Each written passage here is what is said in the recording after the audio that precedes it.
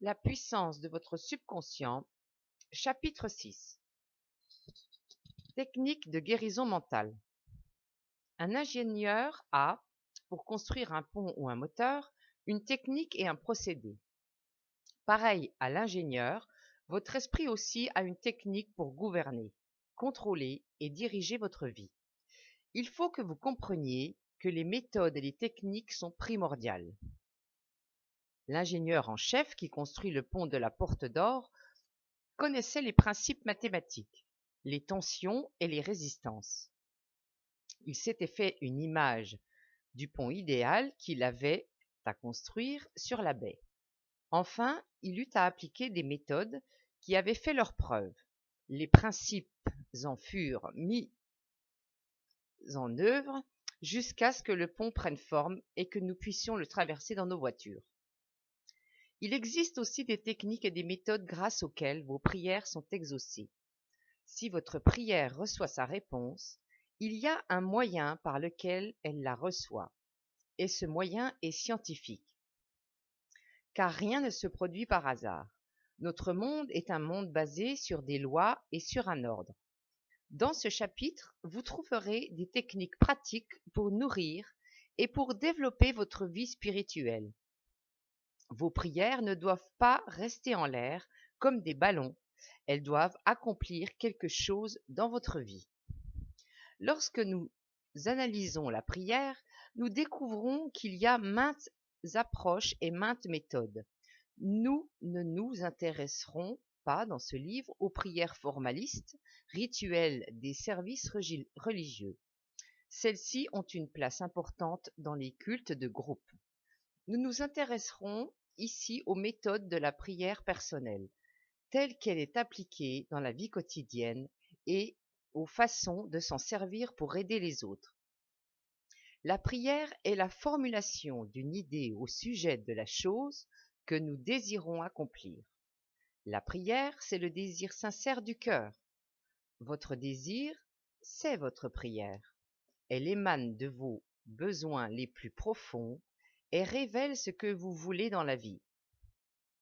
Bienheureux ceux qui ont faim et soif de la justice, car ils seront rassasiés. La prière, c'est cela véritablement, la faim et la soif de paix, d'harmonie, de santé, de joie et de toutes les autres bénédictions. Technique de l'abandon pour imprégner le subconscient. Cette technique consiste essentiellement à faire en sorte que le subconscient reçoive la requête que lui adresse l'esprit conscient. Ce transfert s'accomplit mieux dans un état de rêverie. Prenez conscience de ce que votre subconscient est l'intelligence infinie, l'infinie puissance.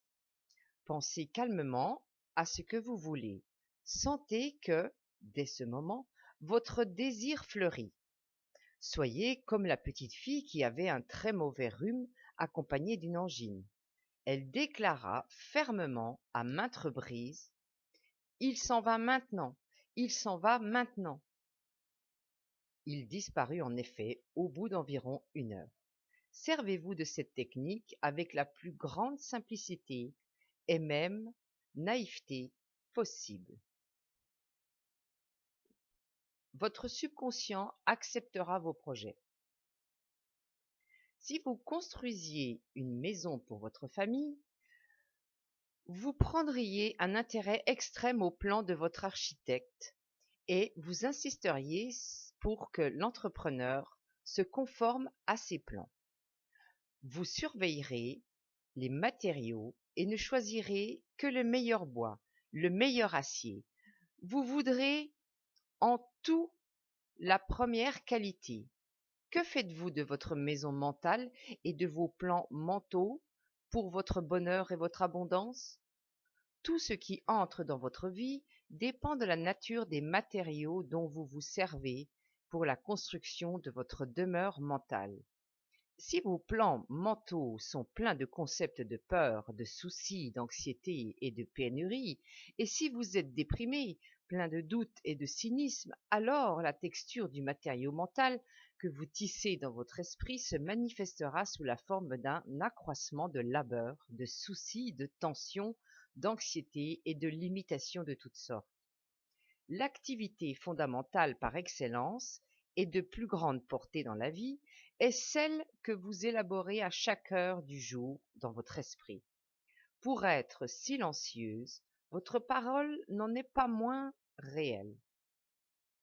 Sans cesse vous construisez votre demeure mentale, et votre pensée et votre imagerie mentale constituent vos plans. D'heure en heure, d'instant en instant, vous pouvez élaborer la santé radieuse, le succès et le bonheur au moyen des pensées que vous entretenez, des idées que vous accueillez, des croyances que vous acceptez et des scènes que vous répétez dans le studio secret de votre esprit. Ce majestueux édifice dans la construction duquel vous êtes perpétuellement engagé. C'est votre personnalité, votre entité sur le plan visible, toute l'histoire de votre vie sur cette terre. Faites des plans nouveaux, construisez silencieusement en prenant conscience de la paix, de l'harmonie, de la joie et de la bonne volonté dans le moment présent.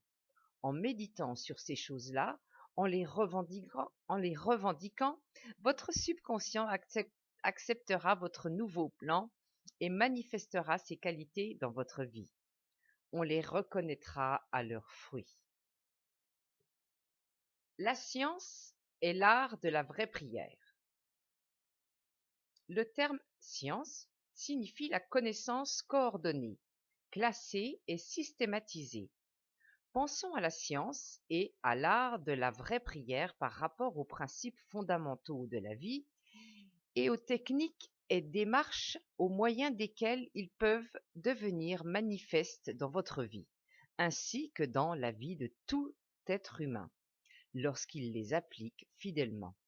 L'art, c'est votre technique, votre démarche, et la science, sur laquelle elle repose, est la réponse définie de l'esprit créateur à votre image mentale, à votre pensée. Demandez et vous recevrez, cherchez et vous trouverez, frappez et l'on vous ouvrira. Matthieu 7, 2.7. Cet enseignement implique la précision des lois mentales et spirituelles. Il y a toujours une réponse directe de l'intelligence infinie de votre subconscient à votre mode de pensée conscient. Si vous demandez du pain, vous ne recevrez pas une pierre. Mais pour recevoir, il faut que vous demandiez en croyant. S'il n'y a point dans votre esprit une image, votre esprit ne peut se mouvoir, car alors rien ne le pousse en avant. Votre prière, qui est un acte mental, doit être acceptée comme une image par votre esprit avant que la puissance de votre subconscient puisse s'en emparer et en produire la manifestation. Il faut que vous atteigniez le point de l'acceptation dans votre esprit. Il faut que ce soit un accord absolu, sans discussion. Cette contemplation doit être accompagnée d'un sentiment de joie et de repos dans la certitude de l'accomplissement de votre désir. Votre connaissance de ce que le mouvement de votre esprit conscient obtient toujours une réponse précise de votre esprit subconscient, qui est uni à la sagesse, à la puissance infinie et votre confiance absolue. Voilà quelles sont les bases fondamentales de l'art et de la science de la vraie prière. En agissant ainsi, vous verrez votre prière exaucée. La technique de la visualisation. Le moyen le plus facile et le plus évident de formuler une idée, c'est de la visualiser, de la voir avec l'œil de votre esprit, avec autant d'acuité que si elle était manifestée. Vous ne pouvez voir de votre œil de chair que ce qui existe déjà dans le monde extérieur. De même, ce que vous êtes capable de visualiser avec l'œil de votre esprit existe déjà sur les plans invisibles de votre esprit. Toute image que vous retenez dans votre esprit est la substance même des choses que l'on espère, l'évidence des choses qu'on ne voit point. Ce que vous formez dans votre imagination est aussi réel que les parties de votre corps. L'idée et la pensée sont des réalités qui vont un jour apparaître dans votre mental objectif si vous restez fidèle à votre image mentale. Cette manière de penser forme des impressions dans votre esprit. À leur tour, ces impressions se manifestent dans les faits et des expériences dans votre vie. Le constructeur visualise le genre d'édifice qu'il désire et il le voit tel qu'il veut le voir achevé. Son imagerie et le processus de son mode de pensée sont semblables à un moule plastique d'où va sortir la construction, belle ou laide, gratte-ciel ou maison basse. Son imagerie mentale est projetée telle qu'elle l'est dessinée sur le papier. Ensuite, le constructeur et ses ouvriers assemblent les matériaux essentiels et la construction progresse jusqu'à ce qu'elle soit terminée, parfaitement conforme au prototype mental de l'architecte. Je me sers de cette technique de la visualisation avant de prendre la parole en public.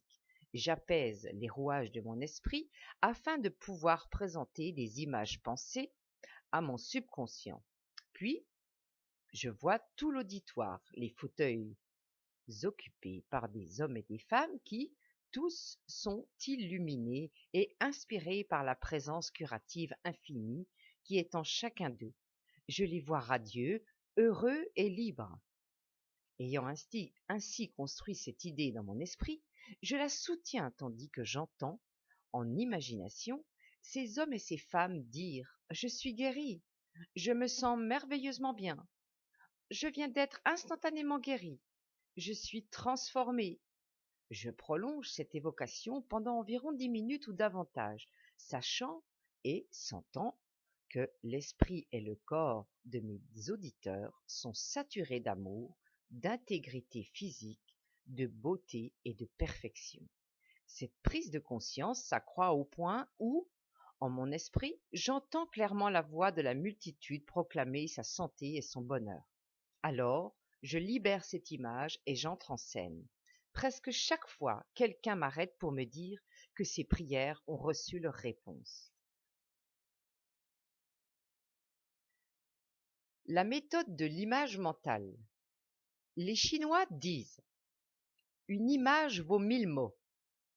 William James, le père de la psychologie américaine, insiste sur le fait que le subconscient produira toute image maintenue dans le conscient et soutenue par la foi.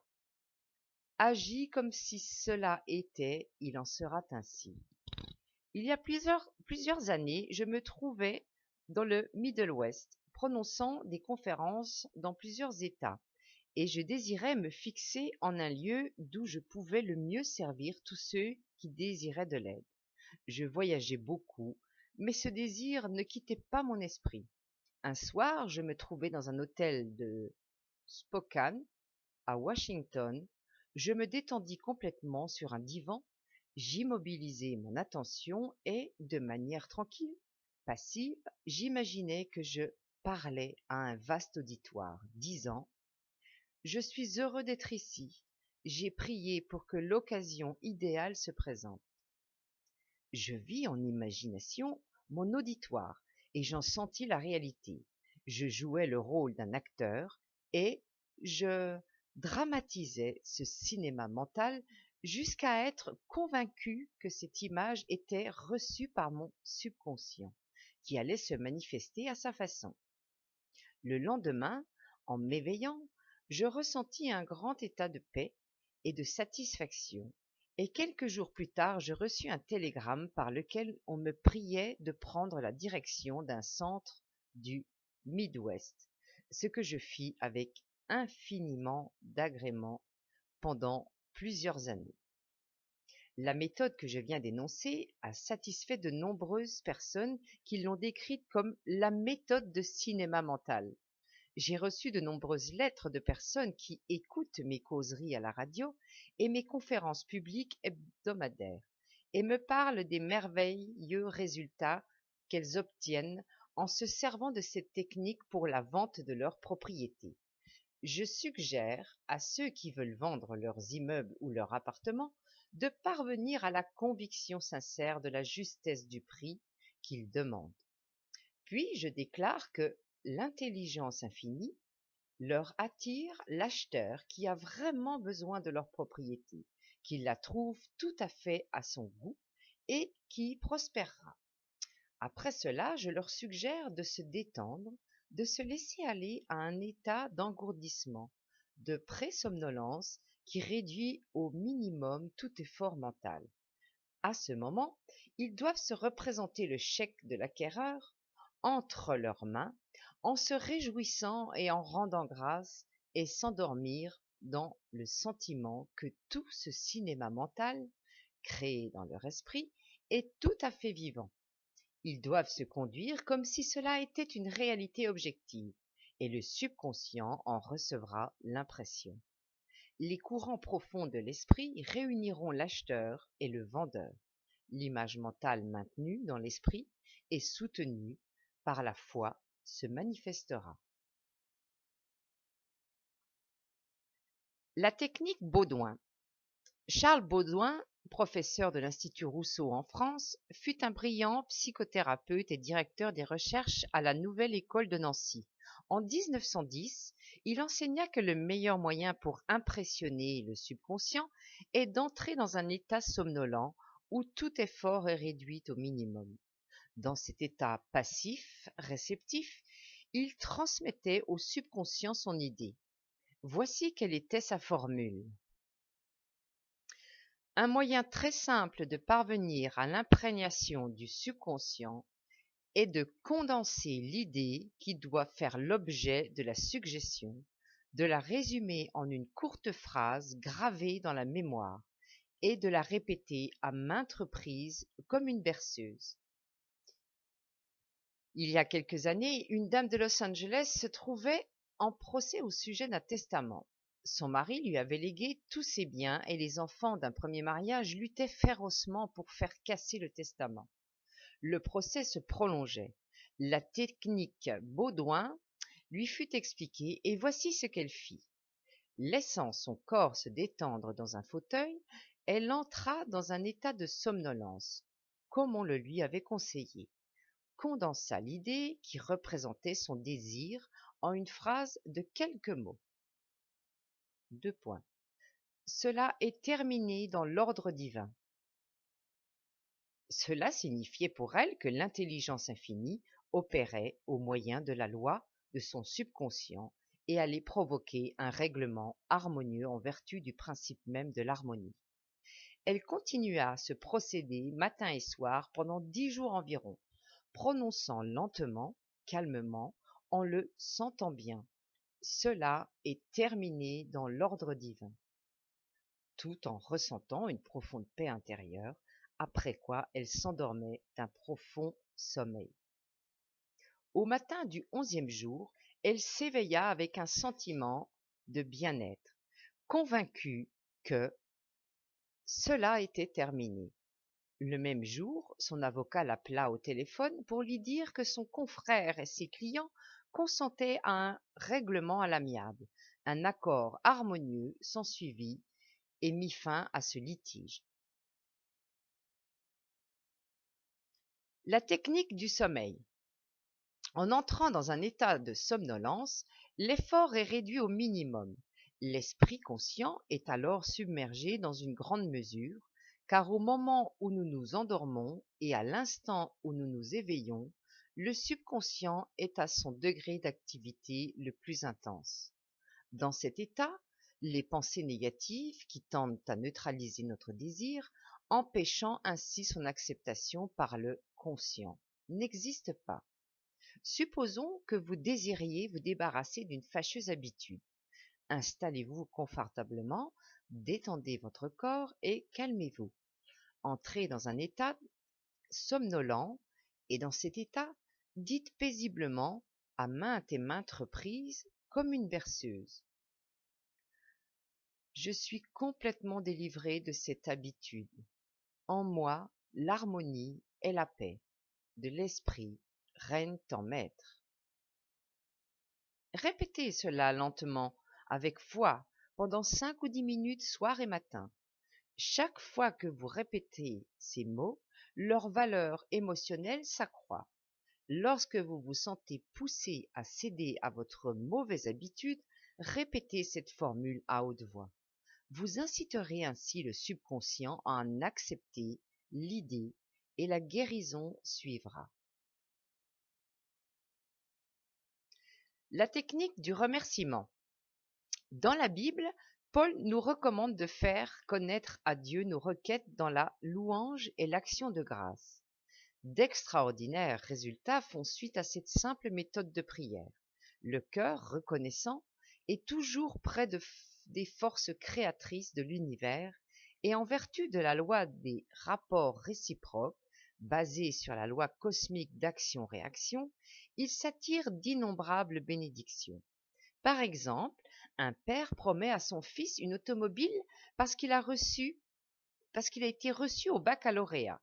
Le jeune homme n'a pas encore reçu sa voiture, mais il est déjà très reconnaissant et joyeux, tout comme s'il l'avait déjà. Il sait que son père tiendra sa promesse. Il a déjà reçu sa voiture avec gratitude dans son esprit. Voici comment Monsieur Fauché appliqua cette technique avec d'excellents résultats. Il s'était dit: les factures s'accumulent, je suis en chômage, j'ai 3 enfants et pas d'argent. Que faire? Régulièrement, matin et soir, pendant environ 3 semaines, il répéta les paroles suivantes. Merci, Père, pour ma richesse, dans un état de détente et de paix, jusqu'à ce que son esprit fût dominé par le sentiment de reconnaissance. Il imagina qu'il s'adressait à la puissance, intelligence infinie qui l'habitait, sachant bien entendu qu'il ne pouvait la voir de ses yeux de chair. Il la voyait avec l'œil intérieur de la perception spirituelle, ayant compris que son image pensée était la première cause, relativement à l'argent, à la situation et à la nourriture dont il avait besoin. Sa pensée et son sentiment, substance de l'abondance, n'étaient entravés par aucune condition antérieure. En répétant « Merci, Père » à maintes et maintes reprises, son esprit et son cœur s'élevèrent jusqu'au point de l'acceptation, et lorsque des pensées de pénurie, de pauvreté et de détresse lui venaient à l'esprit, il répétait « Merci, Père » autant de fois que cela était nécessaire. Il avait compris qu'en maintenant cette attitude de reconnaissance, il allait reconditionner son esprit autour de l'idée de la fortune. C'est ce qui arriva. Le résultat de sa prière est des plus intéressants. Il rencontra dans la rue un ancien patron qu'il n'avait pas vu depuis 20 ans. Cet homme lui offrit une situation très lucrative et lui avança 500 $. Aujourd'hui, M. Fauché est vice-président de la société. Il me dit récemment: jamais je n'oublierai les merveilles qu'accomplit pour moi ce merci Père. La méthode affirmative. L'efficacité d'une affirmation dépend pour une large part de votre connaissance de la vérité et de la signification que vous donnez à vos paroles. Quand vous priez, ne vous livrez pas à de vaines répétitions.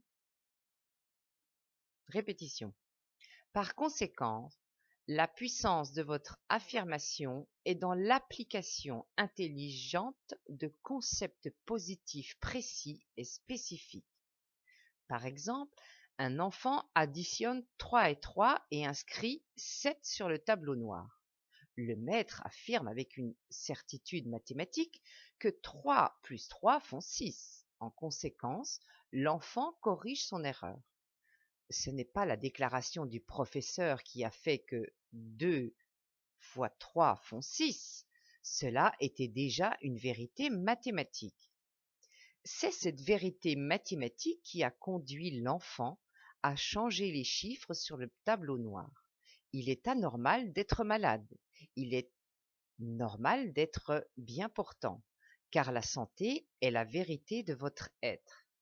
Lorsque vous affirmez la santé, l'harmonie et la paix en vous-même ou dans un autre, et lorsque vous prenez conscience que ce sont là des principes universels de votre être, vous chassez les prototypes négatifs de votre subconscient en vous basant sur votre foi et sur la compréhension de ce que vous affirmez. Les résultats de la méthode affirmative de la prière dépendent de votre conformité aux principes de la vie, sans égard aux apparences. Considérez, je vous prie, qu'il y a un principe des mathématiques, mais point de principe de l'erreur, qu'il y a un principe de l'intelligence, mais point de principe de l'ignorance, un principe d'harmonie, mais point de principe de désordre. Il y a un principe de santé, mais point de principe de maladie. Il y a un principe d'abondance, mais point de principe de pauvreté. La méthode affirmative fut appliquée par l'auteur du présent ouvrage au bénéfice de sa sœur, qui devait être opérée d'un calcul biliaire dans un hôpital d'Angleterre. Son mal avait été diagnostiqué d'après les examens et les radiographies habituelles. Ma sœur me demanda de prier pour elle. Nous étions géographiquement séparés par environ 6500 miles, soit 10 500 kilomètres. Mais il n'y a ni temps ni espace dans le principe de l'entendement. L'entendement, l'intelligence infinie, est présent dans sa totalité à tous les points simultanément. Je détournai entièrement ma pensée de la contemplation des symptômes et de la personnalité corporelle, et j'affirmai ce qui suit. Cette prière est pour ma sœur Catherine. Elle est détendue et en paix, équilibrée, sereine et calme.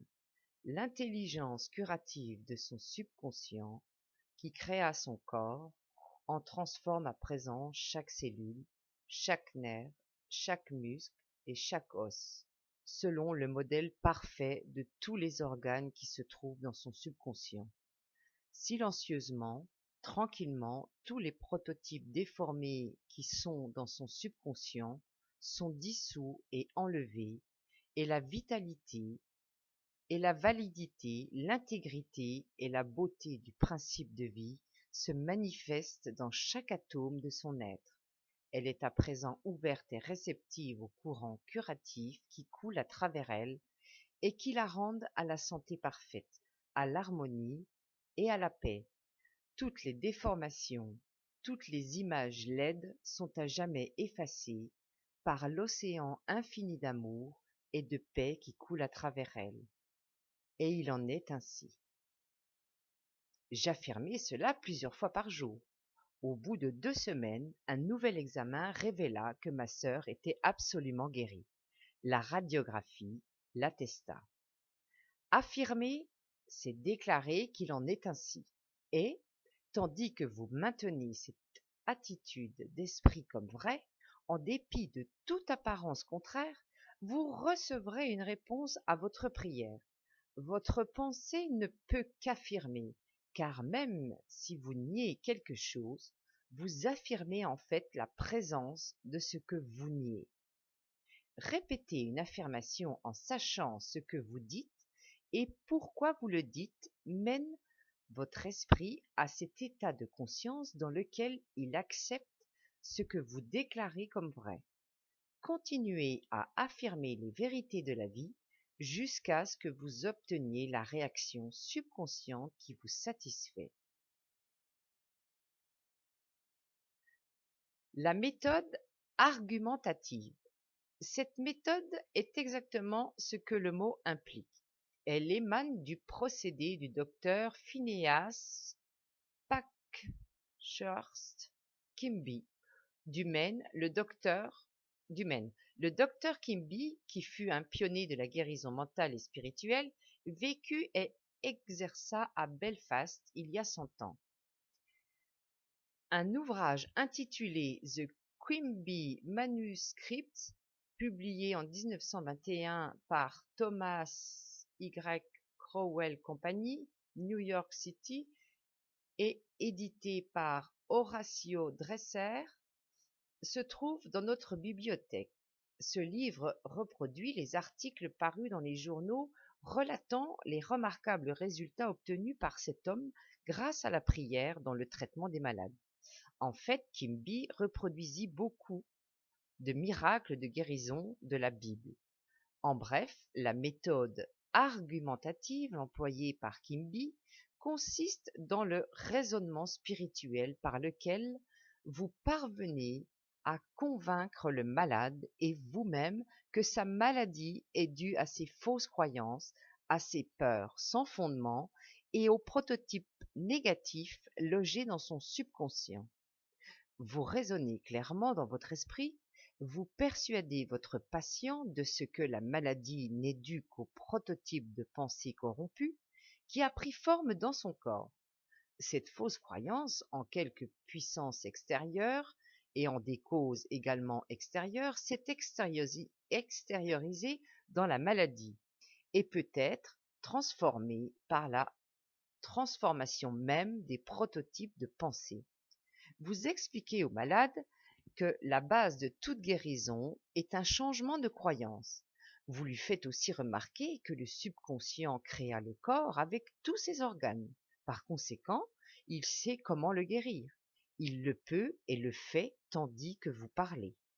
Vous arguez dans votre esprit que la maladie est une ombre de l'esprit provoquée par un mode de pensée, une imagerie mentale saturée de maladie. Vous continuez d'accumuler dans votre esprit tous les témoignages en faveur de la puissance curative intérieure qui, ayant créé tous les organes, a de chaque cellule, de chaque nerf, de tous les tissus, un prototype parfait. Vous parvenez ainsi à un verdict en faveur de vous-même et de votre patient. Vous le libérez par votre foi et par votre compréhension spirituelle. Votre témoignage mental et spirituel est irrésistible et, comme il n'y a qu'un esprit, ce que vous acceptez comme vrai sera ressuscité dans votre malade. Ce prototype reproduit dans son essence la méthode argumentative dont se servit le docteur Quimby du Maine en 1849 à 1869. La méthode absolue est semblable à la thérapeutique moderne des ultrasons. Beaucoup de personnes partout au monde pratiquent cette forme de prière-traitement et en tirent de merveilleux résultats. Celui qui se sert de la méthode absolue cite le nom du malade, par exemple Jean Durand, puis, tranquillement et silencieusement, il pense à Dieu et à ses qualités et attributs. Dieu est béatitude parfaite, amour sans limite, intelligence infinie, toute puissance, sagesse illimitée, harmonie absolue, beauté indescriptible et perfection. Tandis qu'il médite ainsi, il élève sa conscience jusqu'à une nouvelle longueur d'onde spirituelle, et dans ces moments, il sent que l'océan infini de l'amour de Dieu dissout tout ce qui ne lui est pas semblable dans l'esprit et dans le corps de Jean Durand, pour lequel il prie. Il sent que toute la puissance et tout l'amour de Dieu sont concentrés sur Jean Durand et que tout ce qui le fait souffrir ou qui le tracasse est à présent complètement neutralisé dans la présence de l'océan infini de vie et d'amour. La méthode absolue de la prière peut se comparer à la thérapeutique des ultrasons, dont un médecin distingué de Los Angeles me fit récemment une démonstration.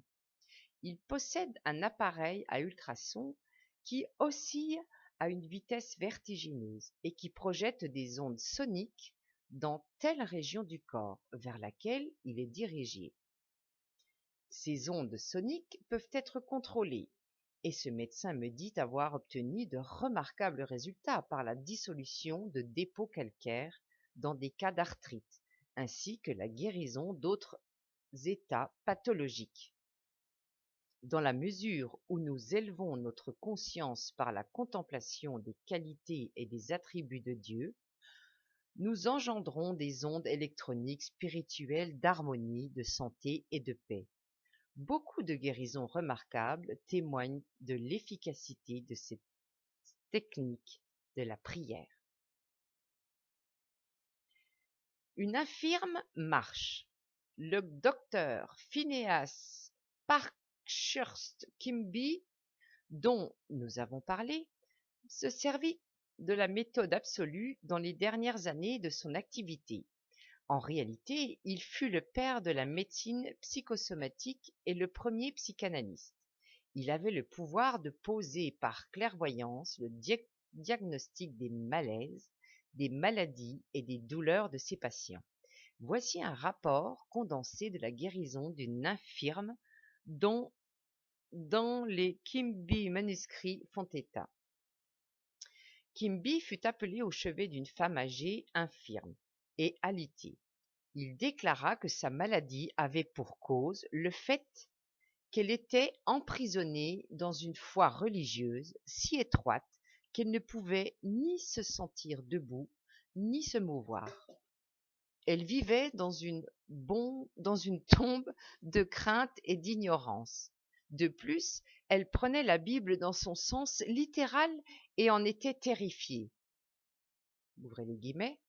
Dans cette tombe, dit Quimby, il y avait la présence de Dieu et sa puissance qui s'efforçait de faire sauter les liens, de briser les chaînes et de les ressusciter d'entre les morts.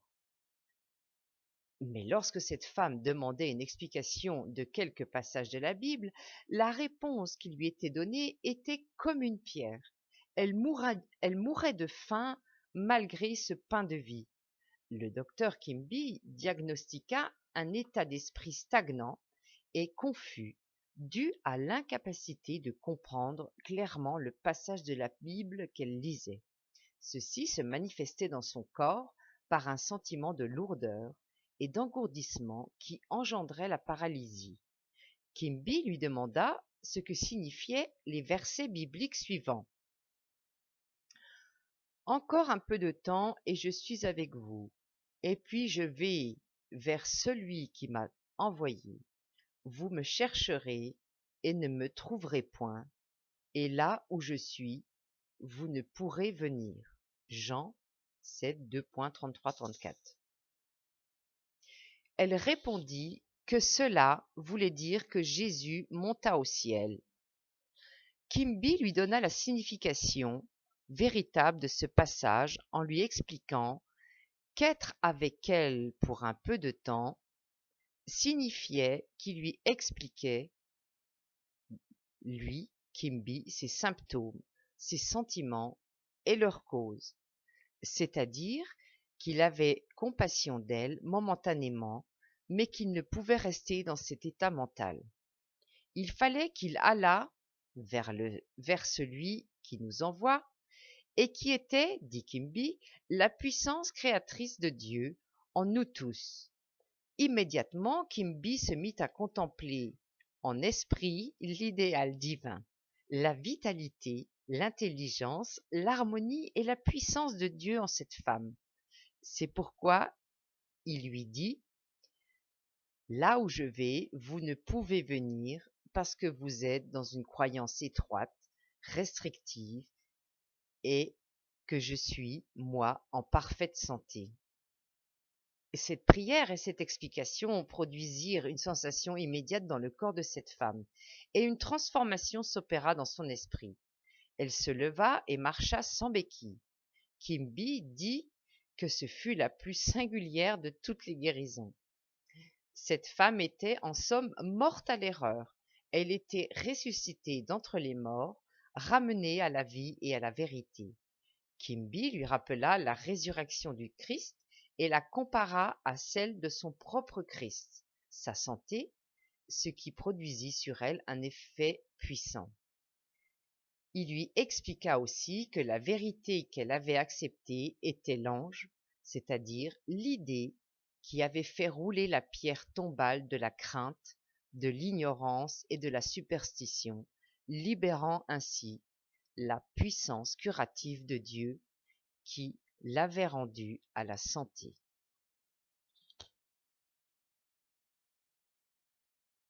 La méthode du décret. La puissance de la parole que nous prononçons dépend du sentiment et de la foi qui nous inspire. Lorsque nous prenons conscience de ce que la puissance qui fait se mouvoir la terre se meut aussi en notre faveur et soutient notre parole, notre confiance et notre assurance s'accroissent. On n'ajoute pas de la puissance à la puissance. Par conséquent, il ne s'agit, dans la méthode du décret, ni de lutte, ni de coercition, ni de force, ni de labeur mental. Une jeune fille de notre connaissance se servit de cette méthode pour évincer un jeune homme qui lui téléphonait sans cesse, la pressant de lui accorder un rendez-vous et qui venait l'attendre à la sortie de son bureau. Elle avait la plus grande difficulté à l'éviter. Elle décréta ce qui suit. Je libère X vers Dieu. Il est à chaque instant à sa vraie place. Je suis libre et il est libre. Je décrète à présent que mes paroles entrent dans l'entendement infini, qu'il leur donne vie. Elle m'annonça par la suite que le jeune homme avait disparu et qu'elle ne l'avait jamais revu depuis, ajoutant « Ce fut comme si la terre l'avait englouti. » Tu décrèteras une chose et elle te sera établie, et la lumière brillera sur tes chemins.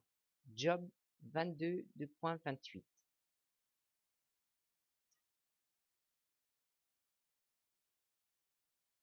Petit récapitulatif. Servez-vous de la vérité scientifique. 1. Soyez un ingénieur de l'esprit et servez-vous des techniques qui ont fait leurs preuves pour construire une vie plus grande, plus noble. 2. Votre désir est votre prière. Imaginez l'accomplissement de votre désir et sentez-en la réalité. Vous ferez l'expérience de la joie et de la prière exaucée. 3. Ayez le désir d'accomplir les choses facilement, c'est-à-dire avec l'assistance solide de la science mentale. 4. Vous pouvez vous offrir une santé radieuse, le succès, le bonheur au moyen de pensées que vous entretenez dans le cabinet secret de votre esprit. 5.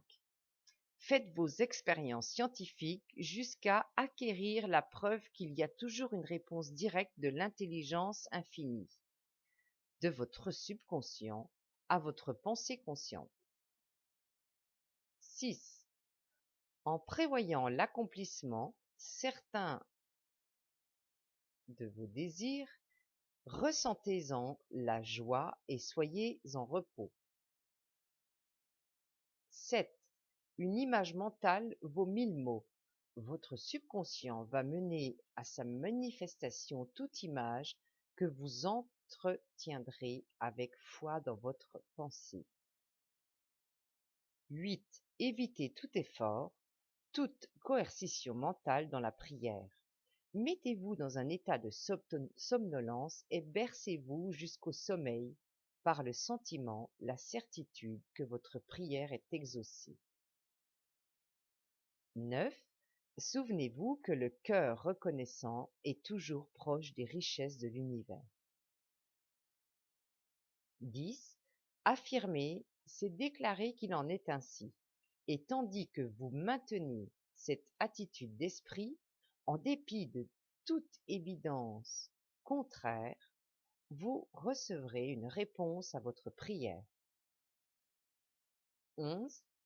Engendrez des ondes électroniques d'harmonie, de santé et de paix en pensant à l'amour et à la splendeur de Dieu. 12. Ce que vous décrétez dans la certitude va s'accomplir. Décrétez donc l'harmonie, la santé, la paix, l'abondance.